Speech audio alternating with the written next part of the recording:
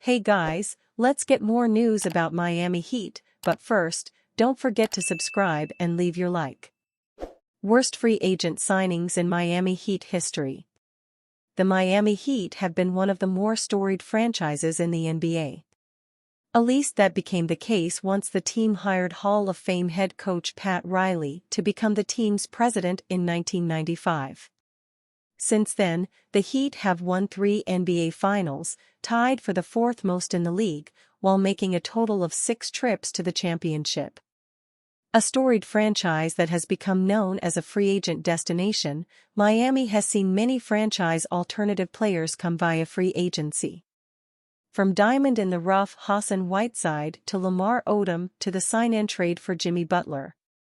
Then, of course, there is the signing of 2 of the biggest free agents in NBA history, Chris Bosh and LeBron James. That's quite an impressive list of talent, but it hasn't been all sunshine for the team over its history.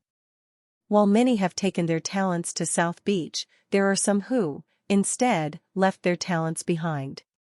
They're more well known for their free agent successes, but the Miami Heat have had some blunders over the years, especially as of late. Some were projected to raise the team's ceiling and ultimately fell flat, others were replacements the team was just hoping could produce to some level of comparison to lost stars. In each case, though, the players performed below both expectations and their pay grade. The 4th pick in the 2012 NBA draft by the Cleveland, Dion Waiters, at various times throughout his career, seemed to have elite scoring potential. That potential was never fully reached, however. After LeBron James made his famed return to the Cavaliers, it took less than 1 season for it to become clear that the team was better off trading whatever potential Waiters still had 4 win-now options. After a 125-game stint with the Oklahoma City Thunder, Waiters hit free agency initially as a restricted free agent until the Thunder rescinded his qualifying offer, allowing Waiters to become an unrestricted free agent. Finding his next home with the Miami Heat, Dion Waiters signed a 2-year deal worth $5.9 million and included a player option for the 2nd year. Waiters' spot on this list is not about his initial contract with Miami but the deal he received when he resigned the following year. His first year with the Heat was quite promising, as he averaged 15.8 points while shooting 39.5% from beyond the arc, making his initial deal look like a bargain. That was soon to change, however.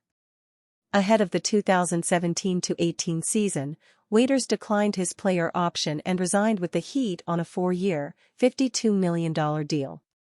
The Heat were now a full year removed from the Dwayne Wade era, and Waiters simply outperformed Josh Richardson and Tyler Johnson. It seemed that the team had little chance but to bet on his continued development, but, unfortunately for the Heat, that was just not meant to be.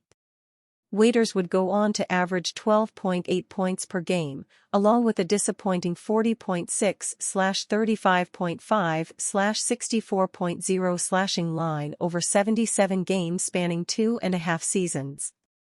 While much of the misfortune surrounding Waiters' time with the Heat could be attributed to a myriad of injuries, signing an inefficient volume scorer who had little else to his game was a questionable move from its inception. As the Miami Heat looked to build a true contender, the team signed Brian Grant in hopes that he would make a difference in the team's championship aspirations, despite the public questioning the deal. Grant was a talented and valuable player, but was he really worth the deal that Pat Riley so enthusiastically handed to him? For reference, Grant was paid more in the first year of his new deal, 2000, than Jason Kidd, Michael Finley, Glenn Robinson, Glenn Rice, and Jerry Stackhouse, to name a few. Even more concerning than the annual value was the length of the contract, 7 years. The honest truth is that Grant was not a bad NBA player. In fact, during his first season with the Heat was quite promising as he averaged a career-high 15.2 points per game along with 8.8 rebounds as he filled in for Alonzo Mourning, who was dealing with a rare disease that affected his kidney. What happened after starting 5 and where each NBA player is in the 2024-25 season. Starting 5 offered an in-depth look into the lives of 5 of the NBA's biggest stars from the 2023-24 season. The series shined the spotlight on LeBron James, Anthony Edwards, Jason Tatum, Jimmy Butler, and Domantas Sabonis, with each of starting 5's basketball players representing a different team in the NBA. The Starting 5 documentary delivered an intimate look at their journeys, capturing the pressure, intense competition, and personal struggles that define their careers. Several storylines defined the NBA documentary, including LeBron's quest for more championships, Tatum's battle to establish his dominance, and Butler's relentless drive to push the Miami Heat further. These were crucial to the show's narrative involving the 2023-24 season. But the 2024-25 season naturally brings new challenges that could result in different roles and results. Since the release of Starting 5, Jimmy Butler has navigated a challenging 2024, marked by personal loss and professional challenges. Following the heartbreaking death of his father in February 2024, Butler took time away from the court to grieve.